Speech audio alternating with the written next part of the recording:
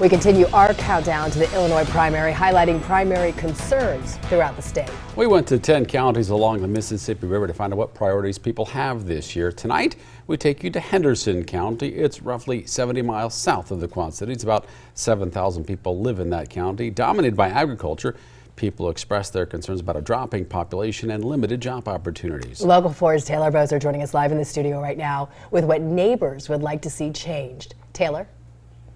Jim, and Henderson County is the smallest county on our Illinois primary countdown. When I was there, the people I spoke with were concerned about the declining population. A big reason for that was people told me the younger generation is leaving the county to go find jobs or a higher education. The people there also talked to me about how improvements to Highway 34 would be beneficial for bringing more people to the area.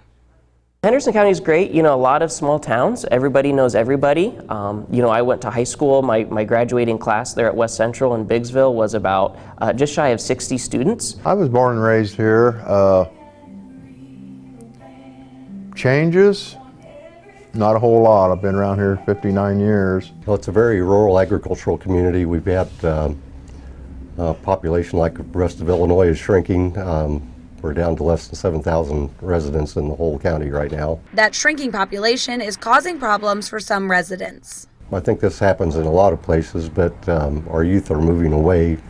Once they do get educated, seems like we have a very low retention rate. We will definitely see 5 years or so down the road when Sophia here is ready for school, kind of what that will look like. I do know that declining enrollment is a concern just because families don't come back here. Like I said, they go to college and then they get a job in a bigger town or a city and they don't come back. So then that's fewer and fewer kids that are in the school district. But concerns for the area don't end there. The road system, the whole state, the whole country is falling apart. We need a lot more industry, a lot more jobs and things. There really isn't much in this county. Roads is always an issue with a lot of heavy machinery, a lot of heavy semis.